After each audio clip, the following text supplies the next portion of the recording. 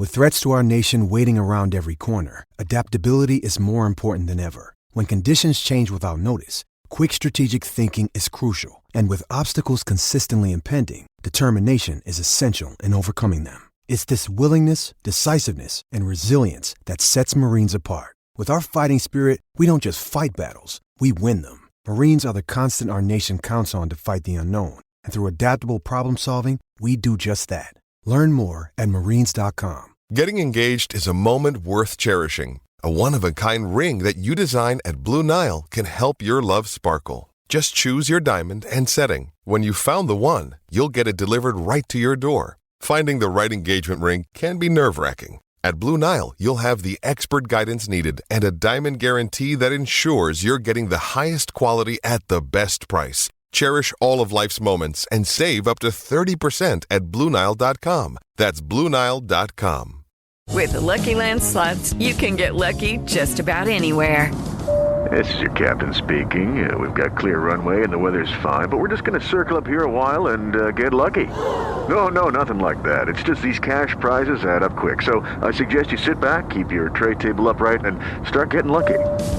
Play for free at LuckyLandSlots.com. Are you feeling lucky? No purchase necessary. Void where prohibited by law. 18 plus terms and conditions apply. See website for details.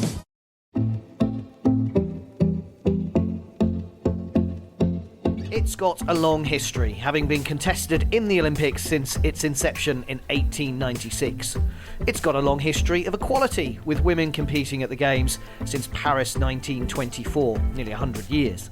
The foil, sabre and épée will no doubt be celebrated in style in Paris 2024 too. And it was one of my personal highlights of covering the 2016 Games, running around the Olympic Park in the Rio rain to see if Team GB would win its first medal of the Games. But what is the future for fencing outside of every 4 years? British fencers have won 9 medals in the history of the Olympics, only 1 gold, and funding was cut after 2016. But now we have our first ever world number 1 and an increased number of participants. This is Great British Bosses from Anything But Footy, where we profile the women and men responsible for sport in this country. Those that manage teams, staff, budgets, grassroots participation and overseeing those medal moments at Olympic, Paralympic and elite level. I'm John. I'm Michael, and both John and I have over 2 decades of experience each of covering the major sporting events. We've travelled to Olympic and Commonwealth Games, reported from Wimbledon, the Rugby World Cup and several major football finals. We've covered World and European Championships in athletics, swimming and cycling, amongst others. And we also host the popular weekly podcast, Anything But Footy, with a focus on Olympic and Paralympic sport. Today, we're in Hendon at the Leon Paul Centre. And I'm Georgina Usher, Chief Executive of British Fencing. So 9 months to go till Tokyo, Georgina. What are the chances of British fencing winning a medal at the Olympics for the first time since Tokyo, bizarrely, 1964? 1964, that is a long time ago. I, of course, would say that we are looking forward to tremendous Games in Tokyo, and if I was a betting person, I would love to place a bet on my athletes bringing home a medal for the first time since then. And what gives you that confidence? Well, in the last 2 years, we have come home with 2 silver world medals from the World Championships from 2 different athletes. And if someone had told me that day when we got the news that we'd lost funding, that fast forward, we'd be able to say, world number 1, 2 athletes, Richard Kruse won silver in 2018, Marcus Mepstead followed that up with another silver in 2019, it's looking incredibly good. And what makes them so stand out? You know, I mentioned in my introduction I went to see Richard in that semi-final in Rio, and he's just got better and better. But what makes them stand out? Because to be the medalists, as we've said, you have to have some kind of drive and determination. I think we're looking at 2 very, very different athletes. Richard has been around in fencing for a number of years. I think this is going to be possibly his 5th Olympics. He is a real veteran of the sport. He's up there. He has won multiple World Cups and Grand Prix. He is he's a passionate about fencing. He loves the creativity. His style and his flair he's just beautiful to watch. He really is. Marcus, on the other hand, again, different type of athlete. He's an incredibly hard worker. He is absolutely there. He will grind it out. His fitness is phenomenal, and he brings an entirely different game to the piece. And both of them, and this is the brilliant thing about fencing, we're not one size fits all. You can have two different athletes, two different personalities, two different ways of training, and both of them can win a silver medal. How difficult is it as chief executive of an organisation then that loses funding when you've got two standout athletes that could come back with medals from World Championships and Olympic Games? It's certainly not easy, and I think that we are here thanks to the real passion of those athletes and the people around them, because at the end of the day, when we lost our funding, we lost athletes, they walked away from the sport, we lost coaches who went to work for other nations, all the staff in that area lost their jobs. And so we spent 2 years just trying to pick ourselves up off the floor. And I think that if the athletes were here themselves, that they would be incredibly grateful to friends and family, to individual private sponsors. The British Fencing Charity stepped up and supported in that area. And a large number of volunteers coming back into the sport to create the system to allow those two athletes to carry on. And how difficult is it as a sport for fencing to compete then with, very highly funded programs like cycling, like athletics, like triathlon that are winning lots of medals at Olympic Games, just to find your place, if you like, in the pecking order? Yeah, I have to say that obviously when it comes to the big funding decisions, it is about comparisons, but what we tend to do is focus on fencing. What is it going to take us to grow our participation, to provide more chances for young fencers to come in, to be successful, and how do we do the best we possibly can to help our medalists perform when it counts. And what sort of person then can be a fencer? That's a very interesting question. We did a really interesting piece of research back in 2014-2015 where we looked at the behaviours of fencing. So exactly to your question, what kind of person wants to fence, likes to fence? And what we found was that we attract a lot of people into the sport who would be classed as a behavioural type of alternative. And alternative people might be considered as nerds or goths or all sorts of other categories of people who perhaps just aren't mainstream. So when I looked at the name Anything But Footy, I'm like, very appropriate name for fencing, because a lot of people come into fencing and some qualitative data, with things like I got thrown off the football team or the rugby team, not welcome, either because they didn't feel they belonged or because they just fancy doing a more individual sport. So we do about 50% of the young people who come into our sport classify themselves as alternative. And that has led us to our strapline, which we use for our podcast, which is Be You, Be Different, because we really welcome that diversity rather than pigeonholing people into, a mainstream behavioural style. And the other really interesting bit that came out of it was that we also attract a large number of people who are creative. So people look at fencing, and they don't always see a sport.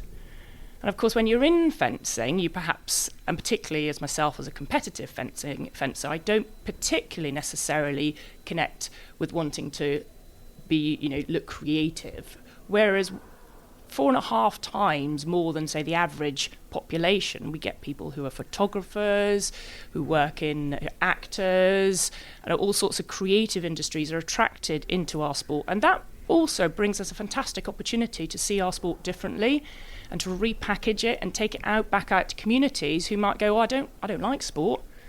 I go, well, fencing is not necessarily a sport. Is that how you then became a fencer? So my story in fencing. So I was 11, and I have to say, I think my parents, in a desperation to keep me at school, put me into every after-school activity that there was.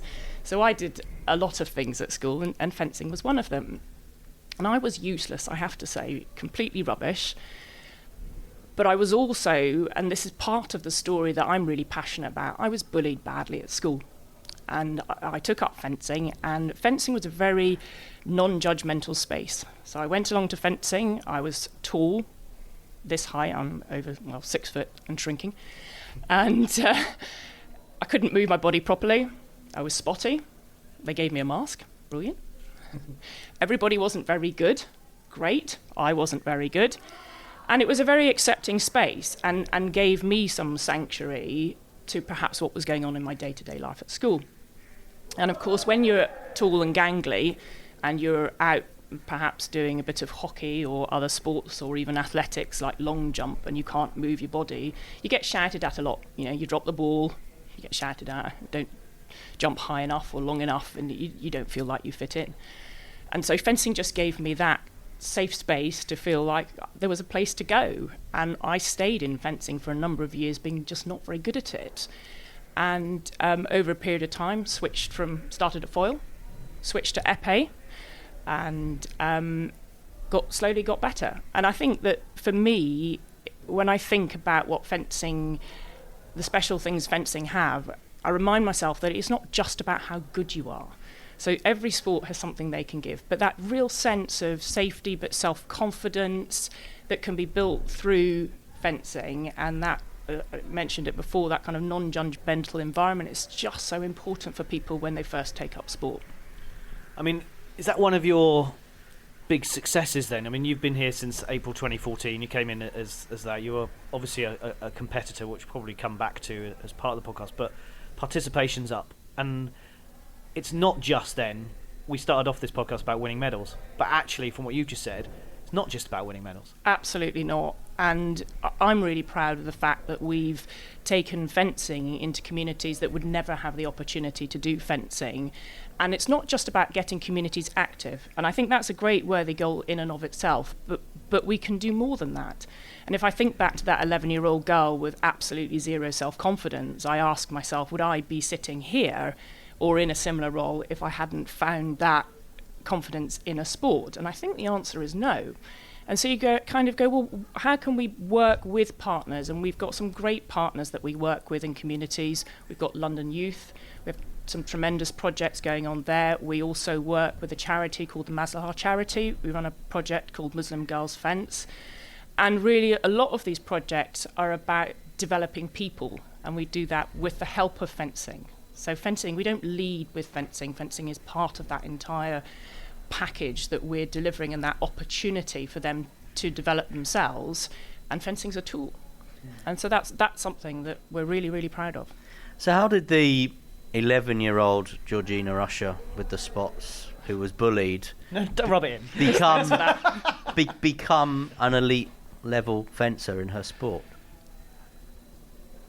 Another good question. I do sometimes sit here and I do think, how on earth did I get here? You said you weren't very good. I know, I wasn't very good. You don't win medals if you're not very good. I know, but you won medals. So I got good. And again, I do, when I talk to other athletes, and I talk to our funding bodies about our sport is a slow burner. You're unlikely to come in a combat sport age 13, 14 and suddenly win medals, and that's you're going to make it to the Olympics and win medals. And there's been some really interesting research in combat sports in the US where they look at the correlation between success at youth level and success later on. And in many sports there isn't a correlation. But actually in combat sports there's a negative correlation. So almost like the better you are when you start, the less likely you are to be good when you move into the kind of senior category. And I think that's really interesting because taking it back to where I was when I started fencing, I didn't instantly receive that gratification of medals. I didn't have my parents going, you must come back from fencing with a medal. There was just this utter kind of acceptance that was something I enjoyed doing, and I was lucky enough to have the opportunity to do it, and I was lucky enough to have the opportunity to do it badly, but what I call fall in love with the sport. And when you fall in love with a sport and you really enjoy it and you learn to love it, you want to keep on doing it. And the thing about fencing is you have to keep on doing it for a significant length of time. The average age of a fencer in the world top 10 in men's foil at the moment is over 30. So it's not about quick wins. So I think that's in part answer. I think sometimes I got good because simply I carried on and I trained an awful lot. And someone growing up now that wants to be a footballer, for example, they can watch Cristiano Ronaldo every night on telly. If you want to be a rugby player, the Rugby World Cup is going on as we speak. You can watch it on your TV. If you want to be a fencer, how are you following the sport? Where are your role models? It's not on television every week. It's on once every 4 years, maybe. I think that is something that was a real consideration when I was a kid, but now I look at the way kids consume the internet and social media. My children don't watch TV. And so actually getting them to sit down and watch a rugby match with this idea that it's happening now is a little bit kind of like they look at me, because they can just look at the highlights later when they want to. It's about consume when you want to consume it, not being forced to only watch it once every 4 years. And I inevitably follow a number of channels on YouTube. The FIE are constantly streaming their World Cups and Grand Prix, and there is so much fencing to watch online that if you have a particular fencer that you like to follow, you can be watching not only matches that they've done recently, but if you're a developing fencer, it's incredibly interesting to go back 5 or 6 years and search for footage of those fencers and see how they progressed and changed their game. So how were you watching it when you were this enthusiastic fencer? You were getting good at the sport. How were you consuming it? What was your Roy of the Rovers, your shoot magazine, if you like? Well, looking back on it, when I was that young, it wasn't about that. It just was I really enjoyed fencing. And I think as I got older, and obviously when I was 15, 16, I did eventually get a little bit better. And as I said earlier, I changed the type of weapon I was using, which my height was definitely an advantage in that space, began to get good. But I think it was only really latterly in my early 20s when I thought, actually, I really want to do this properly, that I actually thought about other people doing the sport and said, well, if I want to be really good, what do I need to be? And that's where you look for role models, you look for nations who've got particularly great styles that you might want to copy. But prior to that, it was very much being done, I suppose, in a bubble, but a very happy bubble. What made you stop? I know you're still competing in a I won't say the age, in a veteran category. Yeah. That sounds even worse. I think it does. It's over 40, but not yet over 50. Yeah. Let's put it like that. Sorry, I was digging a hole for myself there. But what made you stop? What made you stop and then become a CEO, and a successful CEO at that, from the statistics that we've talked about? So I didn't stop completely. I think that's probably the best answer to that question. I was trying to count the number of times I technically retired from the sport, which is 2, 3, 4, depending on what classifies as a retirement. But again, when you have a lifelong passion for a sport, I found it incredibly difficult to walk away. I absolutely still love fencing, and if I have the opportunity to fence, which as you get older and more busy, less of that. And when I started, I came back into the sport for either the second or third time just after I'd had my son in 2010. And at that time, I was on maternity leave from a previous role, and I had decided that I probably wasn't going to end up going back into that full-time job. I was an operations director for a small business that was based near the city. And there was so much going on with London 2012 that who wasn't inspired to go, well, it's a great time to do something with my sport. So I decided that I would pick up my weapons and try and be the best I could possibly be. I retrained as a coach during that time and started a club at my daughter's school.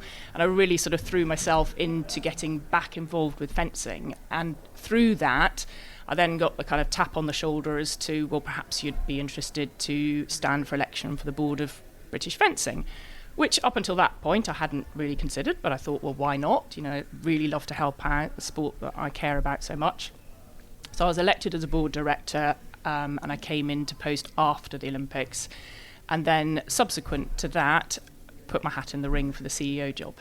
But at the same time, during that, I am still carrying on fencing. And in fact, it was 6 months into my appointment where I finally won my Commonwealth gold. So, yeah. Do you think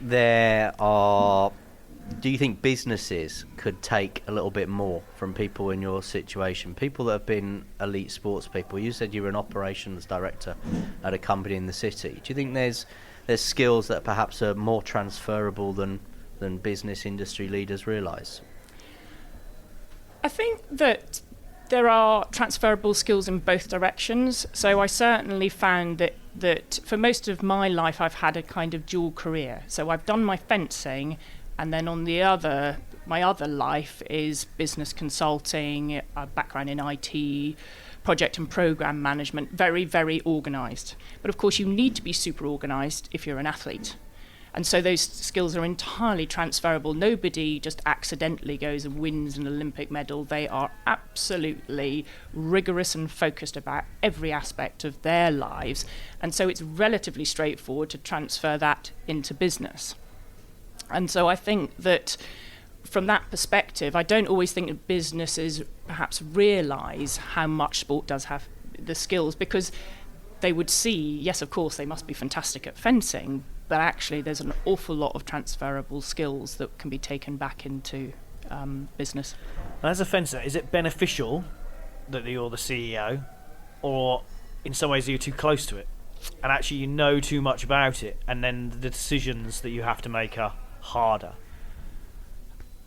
I think that you don't need to know you don't need to do the sport to be a chief executive of the sport. I think that's very clear. I think that with any senior leadership team, it definitely helps to have that knowledge. And certainly, sometimes decisions are harder for me, because perhaps I do care that little bit more. And yes, perhaps the stress of that is something I do need to manage. I still have to make the right decisions, but perhaps I'm a lot closer to what is going to be the consequence of that decision. But then I look at some of my senior leadership team, and we have people who've come in from all sorts of other sports and other areas of the sport industries, and they've been able to provide that real check and challenge, that debate, that healthy tension that enables me to question my thoughts and where we're going. And the one thing you do need, though, is passion. I don't think it's possible to have a career in sport unless you're passionate about sport and passionate about people, because we are a people industry. We often talk about sport, or we talk about these kind of bits of metal that we call medals, and we place so much importance on those, but it's not really at the end of the day, because sport is where people come together to, in the most part, to enjoy themselves. And I think that that's most important, and that passion keeps us going, rather than necessarily being a fencer, or if you're working in another sport, doing that sport. And are there enough women leading British sport at the moment? You're one. We had the pleasure of meeting Sarah Sutcliffe from Table Tennis England. She's another. We're seeing Jane from gymnastics in a few days. Are there enough? Until we probably reach 50%, I'd say there are never enough. But having come from outside of sport, the one thing I will say is that as a female chief exec, I don't think I've ever felt so welcomed into an industry as a female. And that's something we should be really proud of. So I don't feel any different. If I walk into a room of other chief execs in sport, it isn't an issue that I'm a woman. I don't feel like I'm sticking out like a sore thumb. It has been an incredibly positive experience for me as a female leader. And I think that in British fencing, for example, I'm really proud of the fact that we were 50-50, and I think we've just, with a recent addition to the team, gone over that in terms of the number of females, and that's all the way through. It's not just at often it is, we've got lots of women, but they're working at the kind of the grassroots, the administration layer, right up in my senior executive team. And there's always more work to be done, and I don't think we should lose focus on that. But we should also be rightly proud of the environment that we are creating, where people like me come in perhaps from another industry as a female leader and choose to stay because we feel welcome and my gender isn't an issue. So I have one more question on you and you in fencing. Will there be a moment, probably like when you were competing or working, will there be a moment when you I think I've taken British fencing as far as I can go. I want to go and do something else. Almost certainly. I don't think it's healthy for any organisation to have the kind of chief executive for life. And whilst I say fencing has me for life, I'll never walk away from fencing. I do things, I work with the International Federation, I'm on their Women in Fencing Council.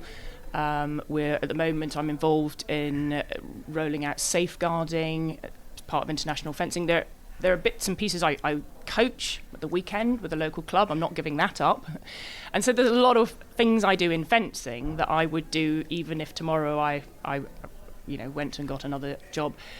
And so, of course, I think there will come a time, and hopefully it's a time where that's right for the organisation and for fencing, where somebody with who wants to take the sport perhaps a new or build on the work that I've done, hopefully, will come in. So, building on that point, you've spoken about two guys, Marcus and Richard, that are strong medal hopes for Team GB in Tokyo. Where do you think the next generation is coming from? Is that part of your remit? Are you working on those pathways? Are there more people coming through? Absolutely, and it's one of our 5 objectives is to build that pathway for international success. And to do that, we have our athlete development programme, which is largely funded at the moment by Sport England. And through that, we give a large number of young fencers throughout the country opportunities to come in and learn about what it is going to take to win and beat the best.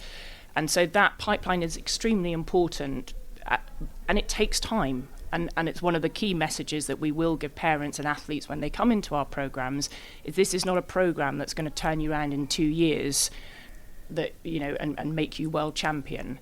This is a programme that you need to be able to manage your life, to manage your education, to think about what you're going to do as a career and how you are going to, kind of almost in the way that I did, keep a career going and compete as an athlete until such time that you reach a level where you are lucky enough to be able to attract the funding to do it full time. And am I right in saying that your remit is not para fencing? Correct, yes. Why is that? Actually, I think that's just historical, I have to say. It's interesting because it's the same in table tennis. There's the one who looks after para. It seems from a public-facing point of view, it's a bit like the whole argument that we often had. Team GB, Para GB. Yeah. They're the same thing, but of course, in the sporting world, they're not. Yes, and sometimes you move into organisations and you pick up just the history of how the national governing bodies developed. We as British fencing we also in fencing have the home nation bodies, so we've got England fencing, Scottish fencing and so on, and so responsibilities in the world of fencing are mixed and between us. And British fencing look after the GB pathway, and also in terms of England we do look after grassroots participation, but if you were talking to Scottish fencing, they look after grassroots participation in Scotland, funded by Sport Scotland. John mentioned right at the start one of his highlights of 2016 was watching Richard Kruse. I was actually at the same time on the Copacabana watching the watching the cycling road race, and together with a colleague I was running around going into every bar, cafe that I could find, going, has anyone got the fencing on? Now, I'm not sure many people ever have run around the Copacabana searching out a television to watch fencing. Would it have made a significant impact, though, if Richard Kruse had converted 4th into a medal? So I have, of course, you think about that, and I think that if we look at the funding situation, I have to say that I don't believe that if Richard had converted that medal, we would be any different to perhaps where badminton was, bringing home a medal and still not getting funding. But for Richard, would it have meant being on Question of Sport? Would it have meant more public recognition? Absolutely. And I think that's where we do get that link between performance right at the top of the sport, and then that creates that ability for an athlete to step into a more visible, publicly visible activities, as you say, such as getting onto programmes on the television and so on and so forth. But we still had a phenomenal number of people connect with our sport. We were lucky. We were one of the early sports And so when fencing looked like it might deliver a medal, we actually got an awful lot of publicity at that time.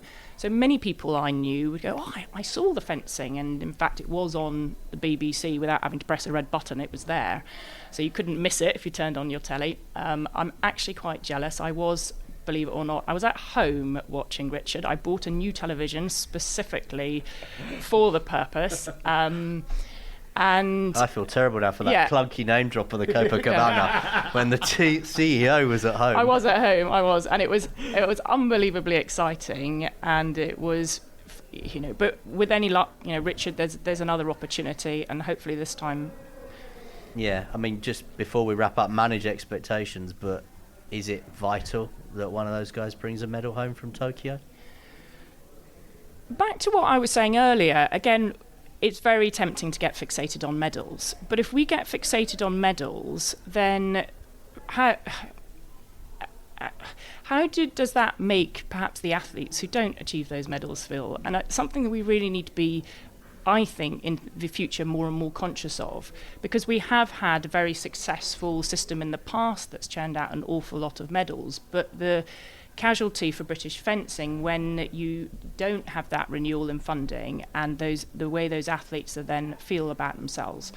I mean, I talk a lot about failure and how important failure is to learn and develop, not just as an athlete, but as a person. And the question is I failed to make it to the Olympics. So back in my dim and distant memory, there's a horrible fencing match which took place in Armenia in a dusty sports hall with no TV coverage.